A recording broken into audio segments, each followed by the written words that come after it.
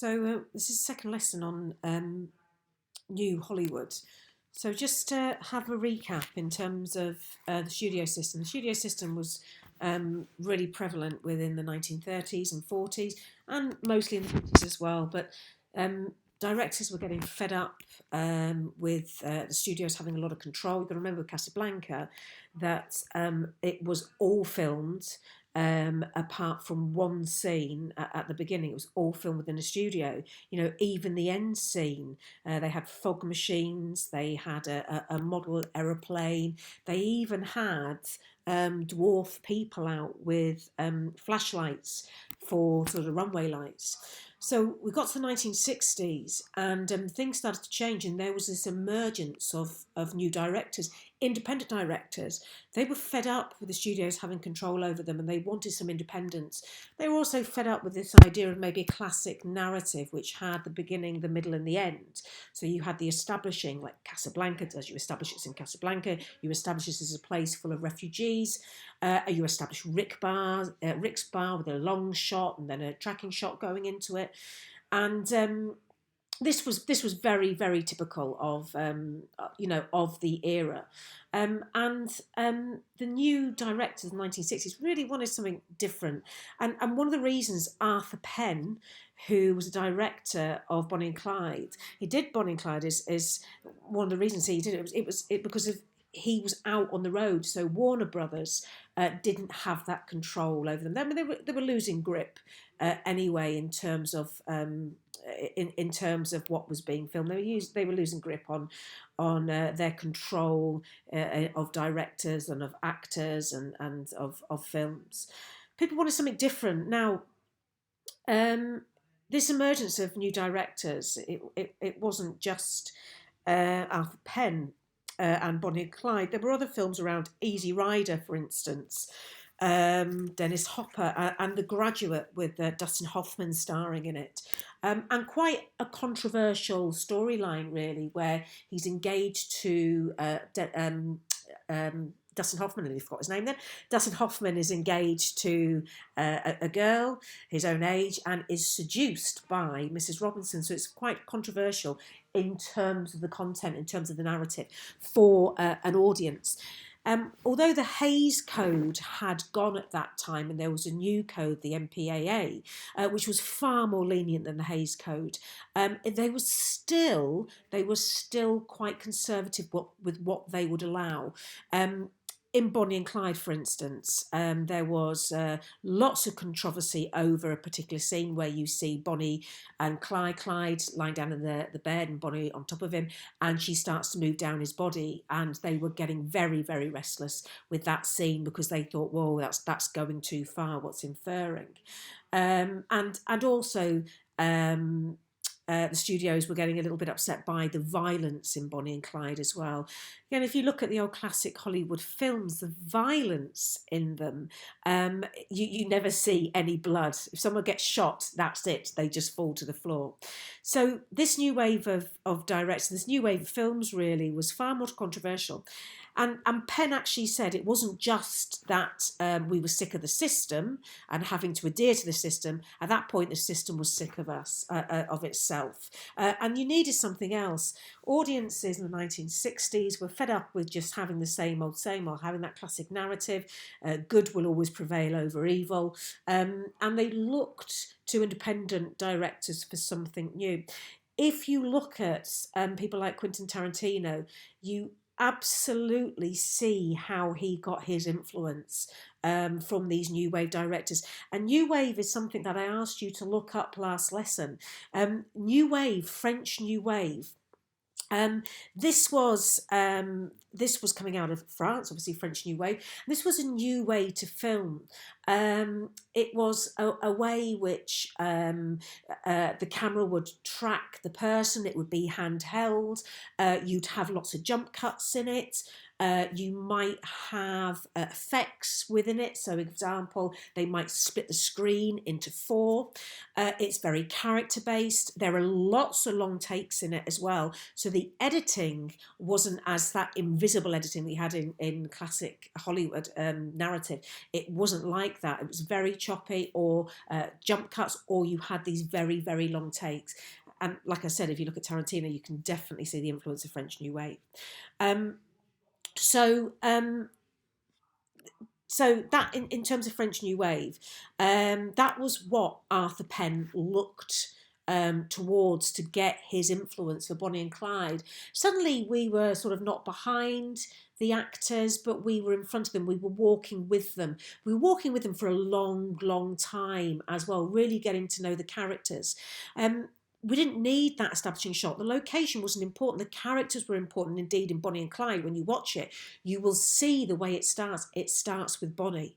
It doesn't start with the mid-America in the 1920s. It starts with her, with an extreme close-up shot as well. And the French New Wave directors who were coming out of France, these were people who were cinephiles. And a cinephile is someone who knows films, who knows all about, who understands editing, who understands mise en scène, who understands the constructions of them. These were film reviewers, these were film journalists that thought, hang on a minute, we can do a lot better than these studios. And that's exactly what they did. And they started to experiment with film. So the 1960s, with the influence of French New Wave, directors had far more control over what they were producing and what they were directing. And Bonnie and Clyde, for all intents and purposes, the genre, okay, it's a romance, it's about two people, they fall in love, but it's also a road movie as well. And you could argue that it's a gangster movie. So the directors had more control over it, even those who were almost unknown in terms of directors. And one of the things that Penn said is that, look, this is the 1960s. The audience see violence every single day on the news. Every day they're watching the horrificness of the Vietnam War. And because of that, he wanted to emphasise the violence in it. And actually the end scene, when Bonnie and Clyde are completely pummeled with bullets, it's almost, he said, he wanted it like a ballet sequence. Their bodies sort of gyrating everywhere and moving around as a shock of them getting more and more bullets in them. And it's pretty violent. There are some quite violent shots in it. The last scene in particular. But he said audiences could deal with that. There was a desensitisation, and that's very much part of the context. And Bonnie and Clyde and Easy Rider as well were released in 1967, Bonnie and Clyde, and Easy Rider in 1969. And I'll show you a trailer. I'll show you a trailer of both of them, and The Graduate, actually. And was cited as one of the first new Hollywood films. You've got to remember that why we're comparing Casablanca and Bonnie and Clyde is because they're both Warner Brother films. But, that 20-odd year difference makes a massive difference in terms of the filming and that way of filming as well. So really that's just a little look at New Wave directors. And I just want to go into a little bit, I've said some of this anyway, but I'm just going to go into a little bit of the context of Bonnie and Clyde. I spoke about this new era of French New Wave and the rise of these film buffs and cinephiles as directors. Because if you think about it, if you think about studios and you think about Warner Brothers and Casablanca, what did they know about films? They weren't out there every day filming. They weren't the directors. They were the people with the money, and they wanted films to sell. So these people that were cinephiles, they were in a brilliant place to actually know what works in terms of a film. And, you know, in the 1960s, for the first time after a dip in audiences, this suddenly increased. Now, you had television in the 1950s, more and more people getting televisions, and that would account for some of the dip within audience. And then there was a resurgence with these new directors coming in. I spoke about the desensitisation and the horrors of the Vietnam War and watching it over and over again on the news. And I said that it's a gangster film. So 1920s, sorry, 1930s. And it's what we call a counter-culture film. And in terms of that, if you think about what's happening in the 1960s, there was a lot of civil unrest. There was a civil rights movement that was happening. Feminism was happening as well. Now, before Bonnie and Clyde, you know, when you look at the representation of women within the old classic Hollywood films, they were very submissive. Look at Elsa. She tries to kill Rick, or she goes with a gun in her hand to Rick, and of course he overpowers her, and then she can't resist his charms. And the men are the far more dominant one. Now, this is interesting because in Bonnie and Clyde, I would argue that Bonnie has the upper hand sexually, absolutely, which was in the 1930s and 40s and 50s. Absolutely wouldn't happen. So it wasn't until the 1960s there was the second wave of feminism. So there was feminist movement, the civil rights movement. There was a lot of unrest, and in terms of that, there was a counterculture going on in society. As well as that, the one thing I will mention as well is Arthur Penn, the director, was a socialist. And you see that within this film. Now, Bonnie and Clyde, they will never, it's almost a bit like Robin Hood, they will never, ever, they would never rob from the poor. They rob from the rich. And actually, they give to the poor. So that sort of socialist... be aware, if you've got a lot of money, you've got to share it out. You see within this film. So his political persuasions, Arthur Penn's political persuasions, were coming through within this film. Couple other things, new technology, zoom lenses, steady cams were coming in. You'll see pull focuses at the beginning of this film. So new technology made it more experimental for the directors. And in 1968, this was the arrival of the new X certificate. And an X certificate now is an 18 certificate. So they didn't have that before, but now there was that understanding is, yes, you can have sexual references, you can have violence within the film. We will give it a certification that will show the audience that actually this is for an adult audience and it's not for people younger than 18.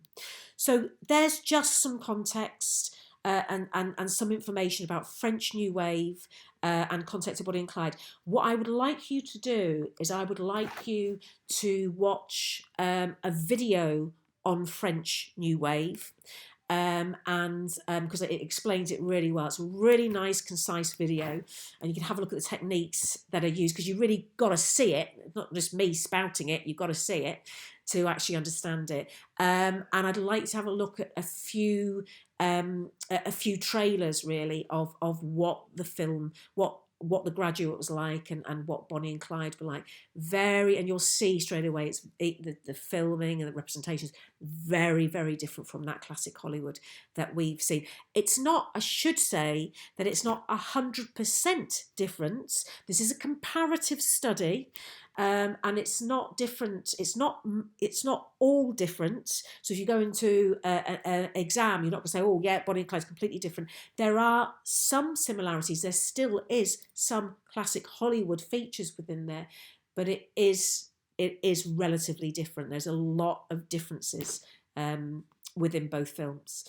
Right. So all the instructions I am going to do are on the PowerPoint. So that's it from me for today. Okay, bye.